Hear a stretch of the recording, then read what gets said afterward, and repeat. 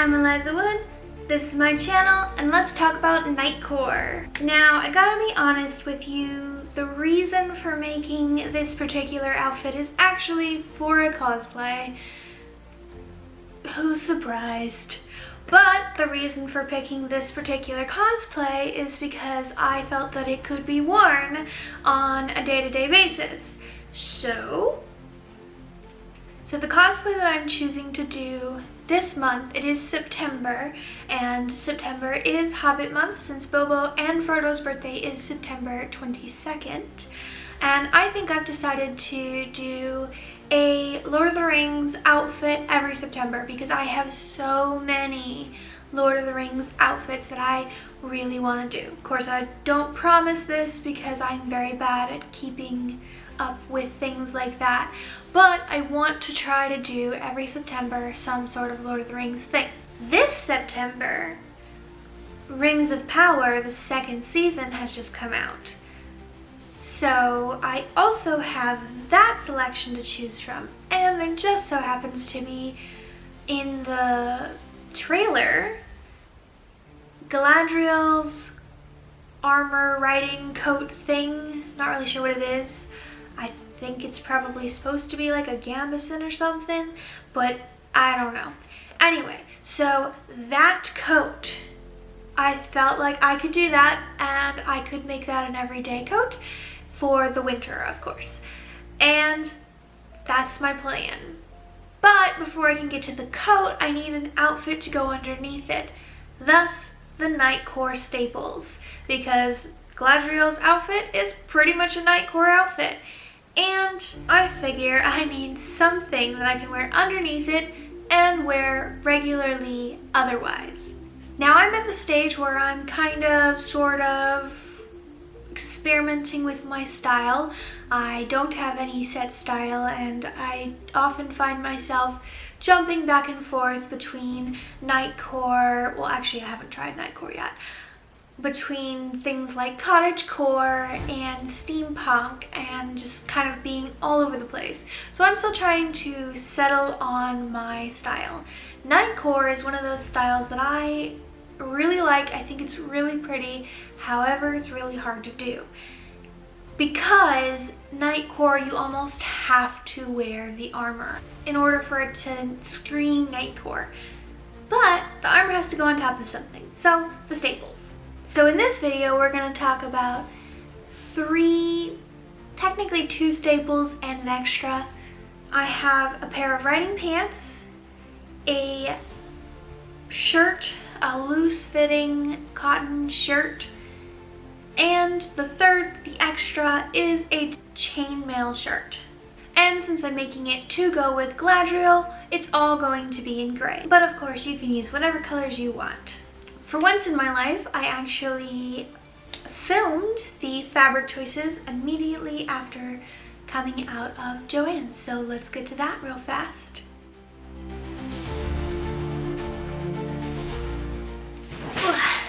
It's time for a shopping haul. So normally whenever I do these projects, I buy the fabric and then I immediately forget what the fabric is. So I've just gotten home from Joann's. I have my fabric all in this bag along with the receipt. So I can tell you and myself for future reference what the heck this fabric is. Except I have to parse through the receipt first. Okay, I think I got it. My receipt is off to the side, so I will be referencing it as I pull out the fabric. This is going to be my top fabric. It apparently needs an ironing, but this is going to be my top fabric. It was in the last chance section of Joann's, and it is Stormfront Washer Satin. So it's very pretty. I was looking for a stretch fabric, but it's not stretchy, but I think it'll work. I'll just have to be careful with it and hope that the tree won't create too much wrinkling that I can't get rid of. Then I got muslin for the mock-ups because I'm gonna do mock-ups on this guy. That'll go on the floor. have this bubble gauze. It's cotton, I believe. Yes, cotton bubble gauze. This will be for the shirt. It's a little thicker than I probably would have wanted for the shirt, but I was looking at the fabric. If I can just find one of the cut edges, there they are. I was looking at the fabric of the cut edges, and it's actually two different fabrics, 2 layers of the same fabric. I guess it's not different fabrics. It's actually 2 layers of the same fabric sewn together. So if I really wanted to, I could probably pull it apart, but I'm not really sure if I'm going to do that or if I'm just going to leave it as it is. It's something to be playing with. That's the other fabric. It's something to be playing with, but it will be my shirt fabric. I was kind of hoping for a silky, solid fabric, but the one that I had looked at, they could not find. Apparently they just got it, so it was probably in boxes in the back or something. And this was kind of the only other option that I could find that looked comfortable, because I could find some other solid grays, but they were like taffetas, or I could find some other like shinies, but they would have been too close to the coat. So I just decided to go with this, and it'll be nice and comfortable, so I will at least have a comfortable layer between me and this coat, which is polyester, so it'll be hot. I mean, it's a coat, so it would have been hot anyway. Then I got this gray cotton fabric, just plain So Classic cotton for the lining of the coat. And then I have this fabric, which I actually went to the store having 4 fabrics in mind that I was gonna order, only to not be able to find any of them except for this one. So this is the only fabric that I got that was actually what I was looking for. And this one is dark gray brushed faille, F-A-I-L-L-E. I have no idea how to say that, but it looks like this, just a bit of shimmer, and I thought this would be perfect for the pants, because you can see just a bit of shimmer in the pants when she's wearing it on the horse. Then of course I got threads, 3 different colors, because I got 3 different colors of fabric. And for once I bought a pattern, because I have made many bodices and many dresses and skirts, and I can understand them well enough that when I draft them myself, they turn out well-ish. I mean, I'm still learning the drafting process, and I can never figure out how to fix a pattern to fit me anyway.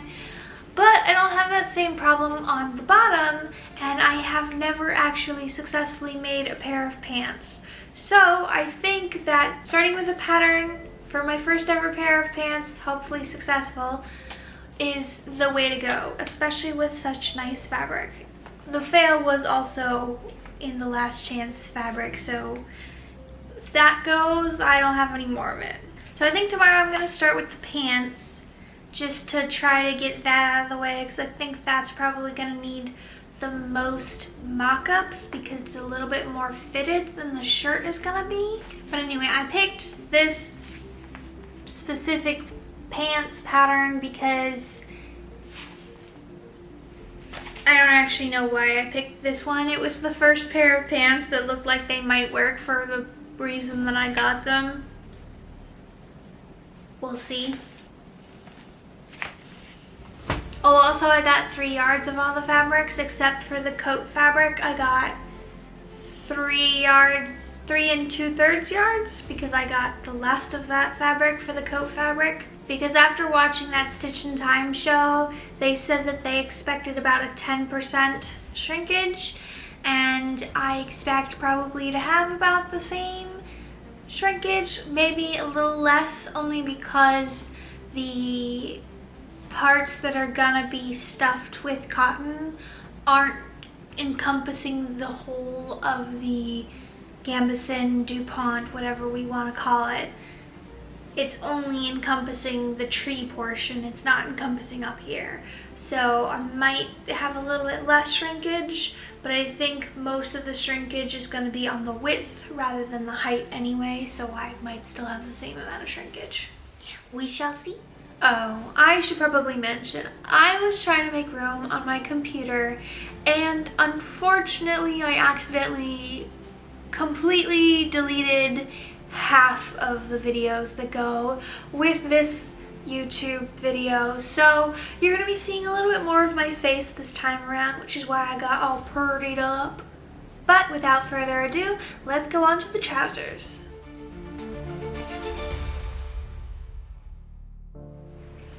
I'm getting ready to cut out my pattern pieces for my pants, and I realized that I have a slight issue. I did not measure myself before buying my pattern, and unfortunately I was thinking I had a hip of like 45 or so, because I've done my measurements many times. I've done my measurements many times with a corset, and while that doesn't really change my hip measurements all that often, the main measurements that I remember is my waist and my bust. And I remember that my bust is about the same width as my hips on a regular day. So in a corset, my bust is about 43, 44. And therefore, that's what I was thinking my hips were. Woo. Well, that is not what my hips are. My hips are a 47. Both high and low hip apparently are the same size.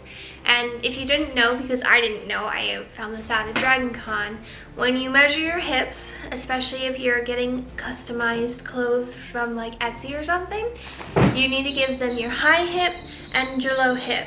Your high hip is about where your pants sit, and your low hip is the widest part of your hips.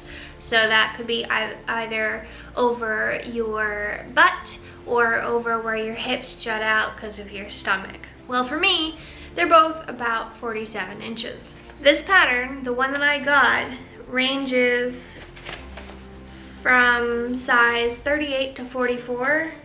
Size 44 is the biggest size, and if you go by the actual measurement, which is at the bottom of the pattern, another thing that was said at Dragon Con, to find the garment measurements instead of the what it says its size is, because apparently they add a lot of e's in these things.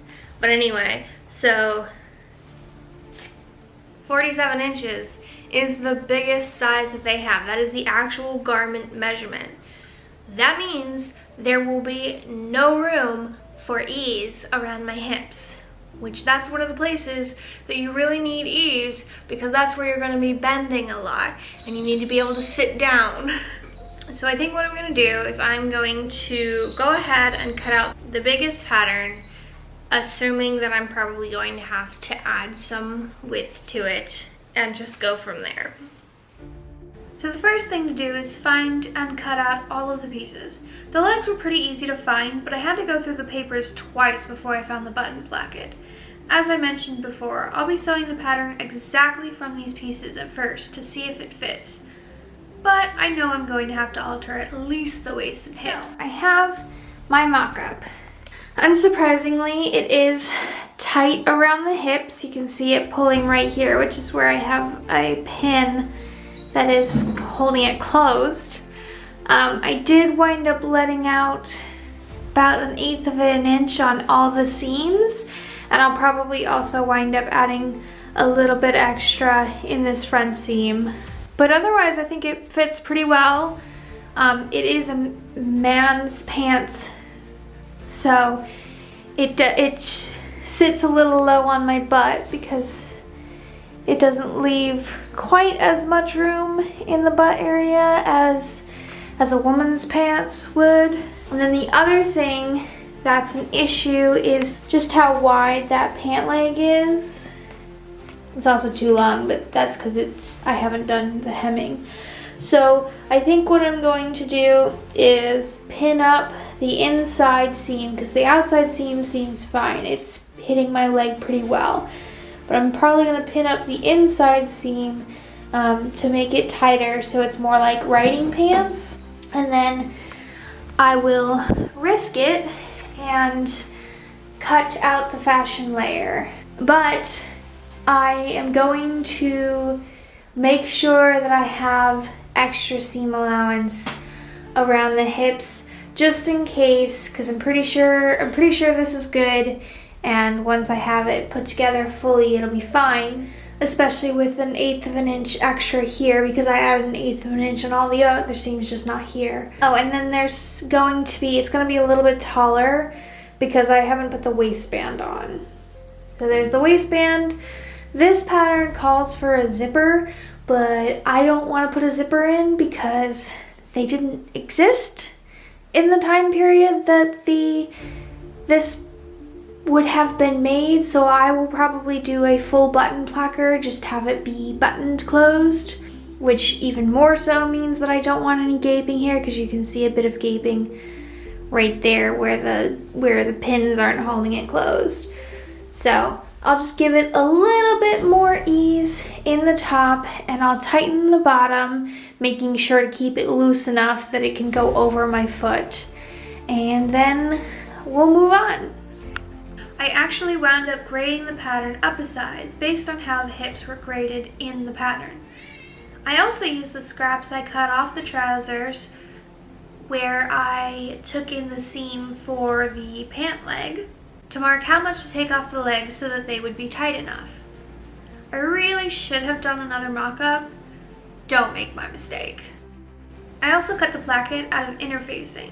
The pattern only asks for one, but I cut out two since I plan on making it totally a button closure.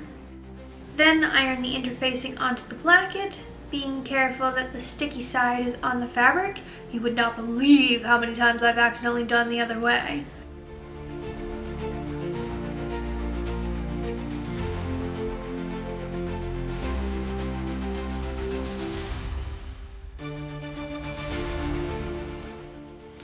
So I've gotten to the change.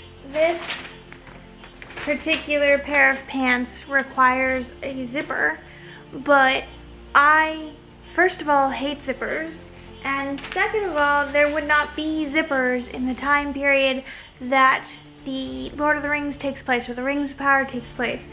There would be buttons, and apparently there's hooks and eyes, because there's hooks and eyes in her coat. But there would not be zippers. So I am refusing absolutely to put in a zipper. So right now I'm just skipping all of the steps that's gonna require the zipper. But I did, you probably noticed, cut 2 interfacing layers instead of the one that it asked for. I'm going to put this interfacing layer into the piece that's supposed to be kind of a modesty panel and to keep your skin from having to touch the zipper, and that's gonna be what I put the buttons on, and I will put the buttonholes in this one. So right now I'm just pinning it down. I'm gonna need to iron it when I'm done pinning it, and then sew it down, and then I'll just move on to the next steps from there. But I'm gonna stop filming because I don't think you guys just want to see me sewing some seams together. It's pretty simple. So I will get back with you when I have gotten a little bit farther along.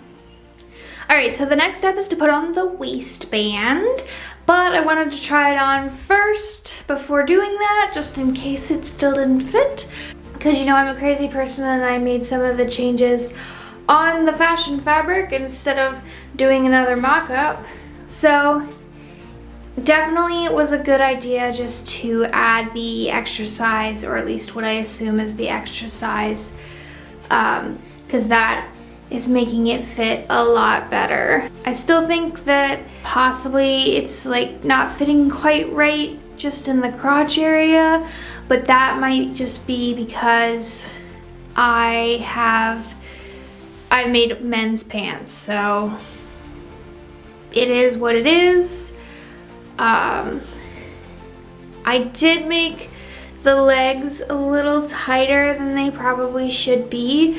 So it's gonna be interesting to see if I can actually sit in them. But I'm happy with it, and I will go on and add the waistband. So the things that still have to be done is add the waistband, and hem the pants, and then also add buttons. I don't know if I'm gonna be able to do the buttons tonight, just because I don't know if I have buttons that will go with this particular project.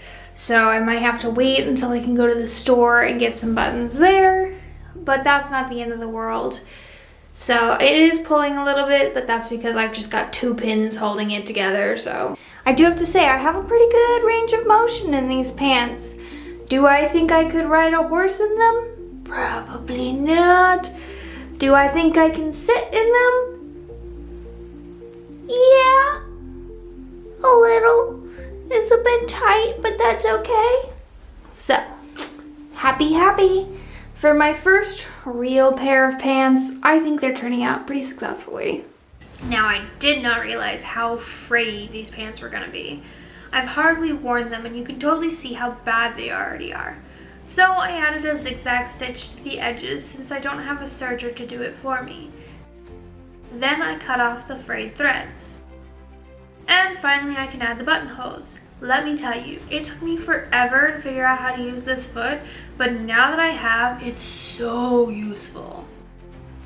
The buttons are on, the waistband is finished. The only thing I have to do now at this point is hem the pants, because I still got quite a bit of length on those legs. But I am really happy with it. It looks horrible when I sit down. Luckily the buttons give it some room to be able to stretch a little bit around the stomach. But it looks really bad when I sit down. But other than that, I'm really happy with it. And I think this is actually the perfect fabric to give that look of the pants that Galadriel was wearing. So really excited about that. This fabric actually could be worn as like a slacks probably, but I probably never will because this fabric seems pretty fragile. So I don't think I will be wearing these pants as everyday wear. They will be only for Galadriel. But they were good practice for making pants. For the hem, I just rolled it up the bottom edge and stitched it down. It's not the prettiest of hem, but it's good enough for these imperfect pants. Now onto the shirt. It honestly took me forever to find a good pattern for the shirt, and later I realized, and I think I probably mention it later on as well, that the reason is I was looking for shirts where in the medieval times I believe they were called tunics. Not really sure about that. Don't quote me for any historical accuracy at all. But I was looking for shirts, and the earliest shirt I could find was an 18th century shirt from Bernadette Banner, my favorite historical sewer ever. If ever I'm looking for things to make historically, she's usually my first go-to. But she has an 18th century pirate shirt that I thought would be perfect for this. It's really a pattern for men, but as in the medieval times, they wouldn't have made armor and or shirts and pants for women. They would have made dresses, so if a woman was wearing those things, they would be wearing the men's clothing anyway. So I don't mind if it's a men's pattern. First, I had to measure out and cut out all the rectangles, which I have here from Bernadette's video. But if you want to see a better look of this particular pattern, go ahead and check out her video, which is linked below. Because of course, the only film that survived in my video is a horrible angle where you can't see what I'm doing. Oh well, it is what it is. Alright, so I just threw on the shirt piece that's been cut. It's only been cut, I haven't sewn it at all, but we have the back and the front, so the sides are open and there's nothing keeping the collar closed or anything like that. But just throwing it on, it looks like a bag at the moment. but I think it definitely has potential. You like it? Oh, do you like it? Well, oh, she gone. So I definitely think it has potential. If I untuck it, I don't have it long enough. It's supposed to go to the mid-thigh, which currently it is doing, though you can't see it. But that's only because I don't have the neckline gathered. But I thought it would be better to have less fabric in the bottom of the shirt because it's going to be tucked into the pants, and the pants are already kind of tight. So I wanted to have to put as little fabric into the pants as I could. So I have it down to kind of just below the crotch, and we'll see how that looks. My goal is to try to finish this today. It is a Sunday, but it's also like already 4 o'clock, so I've been procrastinating. What a shocker. For reasons unknown to me or anyone else, I have decided to take the long way and hand sew this shirt. But I have no confidence in my ability to do a straight line. So I'll mark a 1/2 inch seam with my trusty dusty chalk. So I'm taking a break to have some of my mug brownie because I need a treat after realizing that I cut out the wrong pattern for my shirt. So what happened was, I looked up medieval shirts, but they weren't called shirts, they were called tunics. So when I looked up medieval shirts, it brought me to, I think the earliest one I could find was a 18th century shirt, which, not a big deal. They're all the same, they're shirts that go under jackets and all that stuff. Doesn't matter, right? Wrong. Turns out, there's a big difference, and that's the collar.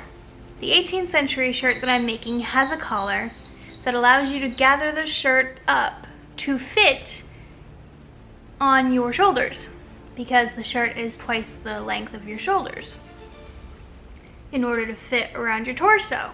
However, if you look at the only character who you can actually see their tunic is Aragorn, his shirt does not have any sort of collar. I think the only finished edge it has is that leather piece that goes around the edges, which means there's no gathering. It's just a flat tunic, and it should have been about the length of the shoulders. I could cut my current tunic down to the length of the shoulders, but I've already sewn one of the sleeves on. So I would have to remove the sleeves, or remove the sleeve, and then cut it down, and also change the neckline, because the neckline is wrong for if I want it to be the right size. However, the problem with that, the length of my shoulders times 2, because you know you have the front and the back, is still not big enough to fit my bust. Now I could put gussets in galore, but it wouldn't look right because it's not supposed to have gussets at the top. It's supposed to have gussets that leave room on the hips, not on the bust, because they're guys. They don't need extra room on the bust. So it's either cut down the shirt to be correct at the shoulders and have to do some weird finagling at the bust, or leave the shirt as it is and have to do some weird finagling around the collar. So that's why I'm currently enjoying my mug brownie. I could do a combination of a man's shirt and a woman's shift, because even if they made a shirt for her, they would have to use the more woman shape in order to get it to work for her, for the same reason as I have the problem. The problem with that is I've already cut the front slit, and if you want to do the shifts all of the elves wear on the boat, is what I'm specifically thinking of, there's no slit in the front on any of them. It's just a gathered neckline that ties at the top. And now that's my favorite option, but I'm not sure how I would deal with the slit at the front that I've already put in. So that's what I'm dealing with right now, and I'm not happy about it. But while I'm trying to figure that out, I'm going to go ahead and attach the sleeves, because I was not just complaining about the fact that that was going to mess up my ability to alter the pattern, but you know, it is what it is. First, I stitched a gathering line around the shoulder on the sleeve, then pinned it in place and pulled the string until it fit the armhole. It was at this point that I realized I made another mistake by following exactly what Bernadette did. She even specifically said that the armhole would be different for everyone because it was based on how much room you wanted in it. I unfortunately made my gussets too small based on her 5 by 5 inches that she used instead of the 6 by 6, which is on the pattern. So I had to allow for a bit of extra room on the shoulder than I wanted, and it still feels a little bit tight. I also gathered the bottom of the sleeve down to the length of the cuff, sewed it on, flipped the cuff over the raw edges, and felled it down. That is also, by the way, how I dealt with any seam allowances that were left over so that it wouldn't fray, although cotton doesn't fray nearly as much as those trousers did. So what I wound up deciding on for the shirt is to kind of combine a shift or chemise with what I already had for the shirt. So all I did was I cut a U shape into the neckline, and then I folded over the neckline a little bit and stitched that down so that I could gather it down using a string or something of the like. Unfortunately, I completely forgot to make the hole for the string that will gather the neckline down to the correct size. So I carefully used my awl to poke a hole in the front and not go through to the back, and I hand stitched it open. Then I used the smallest safety pin I own to pull a string through the entire neckline, which was a bit of a struggle because apparently that hole was not big enough to fit a safety pin in. And finally, for the chainmail shirt. At the time I told you about the fabric, I had not yet received my chainmail shirt fabric. I had ordered it from Amazon and was still waiting for it to come in the mail, so now I have it, but not in this room, so I will post a picture of it. It is a stretch metallic chainmail fabric from Amazon. It is very stretchy, it is hard to work with, but it has a bit of a metallic feel, so it feels and acts like chainmail, in my opinion, from somebody who has no actual experience with chainmail. But it is a little expensive and hard to work with, so I would recommend it, but just keep those things in mind. Now, because the fabric is kind of expensive, I only ordered a yard of it, which means I only had a 60-inch by 36-inch panel that I could use to make a dress.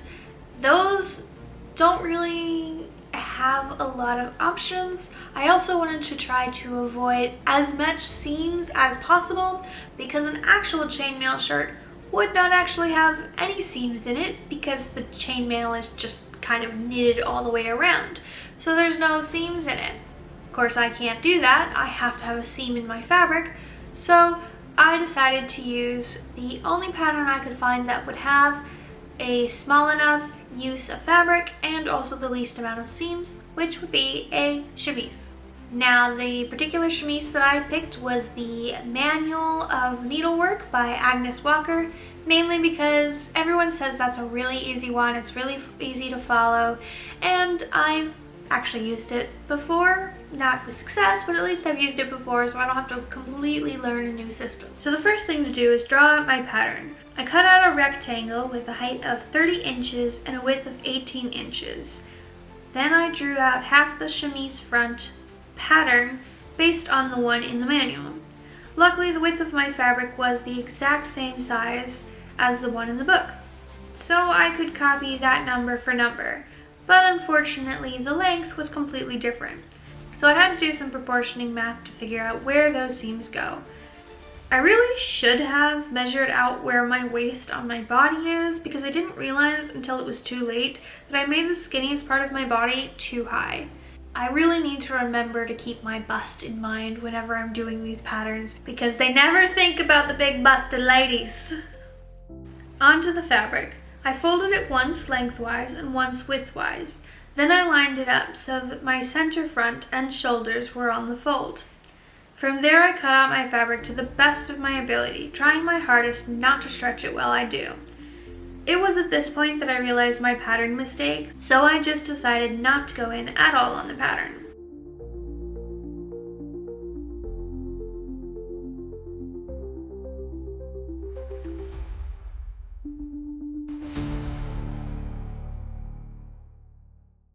Now this fabric is pretty much knitted metallic thread, which means that I can take that thread out easily enough that I can actually use it for some hand sewing, which is exactly what I did around the neckline, so it wouldn't fray while I was wearing it.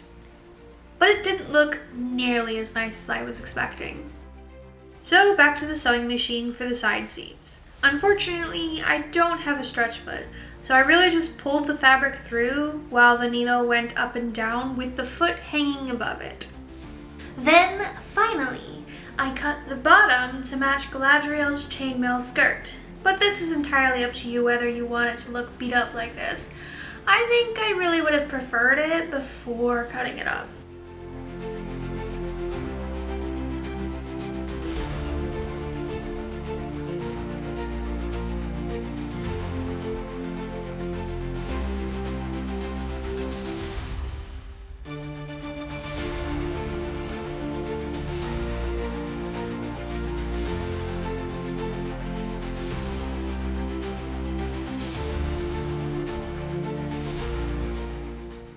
I am so mad about that reveal because it looks beautiful. I had great poses and I had to rush down to the forest to get that film before the sun goes down so I could get a good lighting for the gray outfit with some swords. And also I did that in my neighborhood, which is a suburban neighborhood, so I'm pretty sure I got a few weird looks.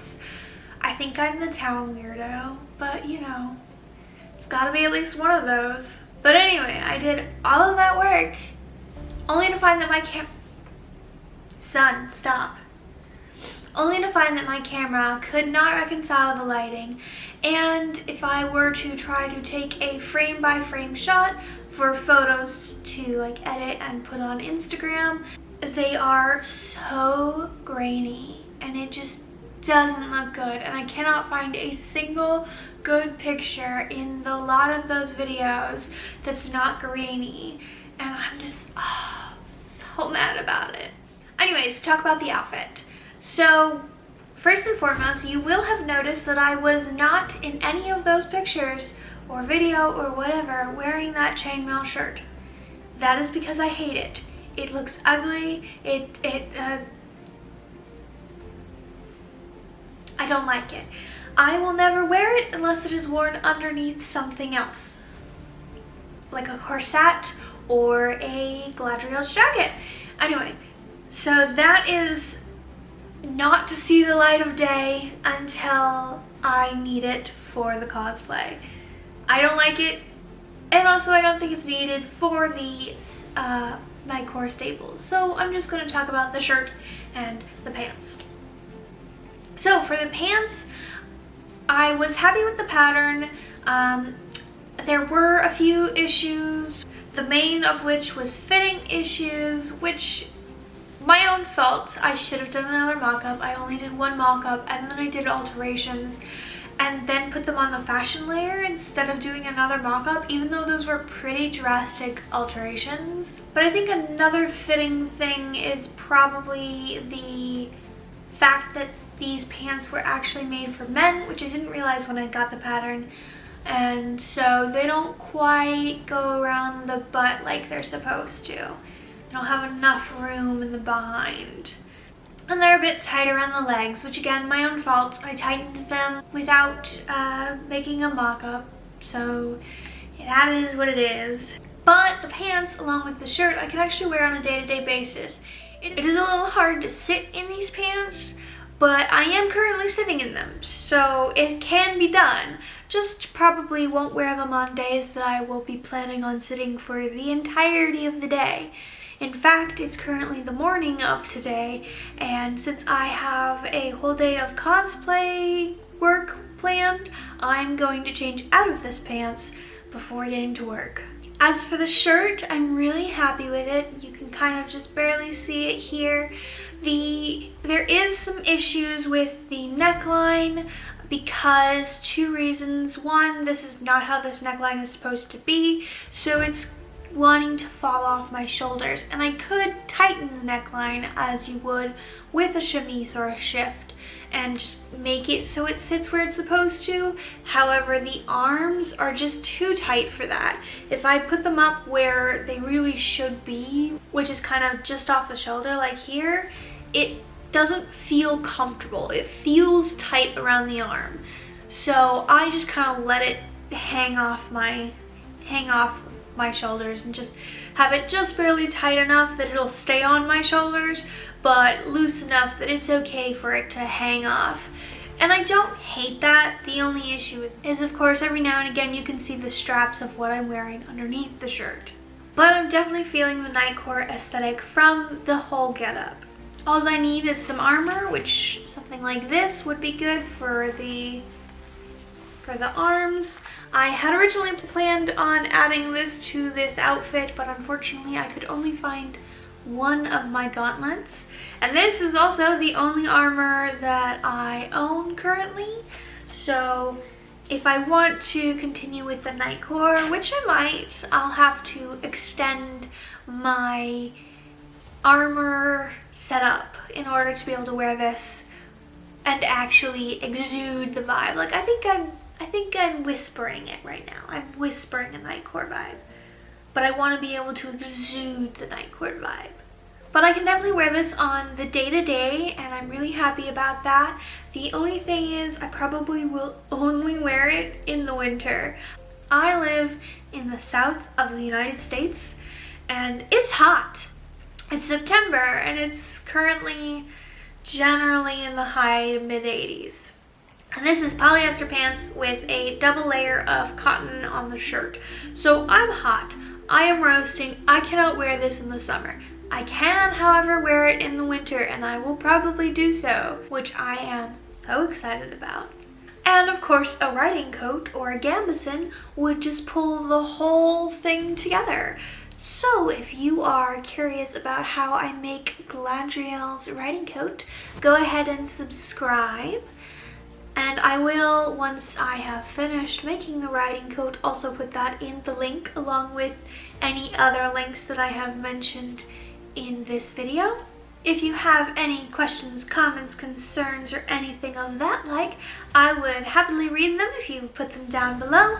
And if you liked this video, please go ahead and give it a thumbs up. See you guys next time. Ta-ta!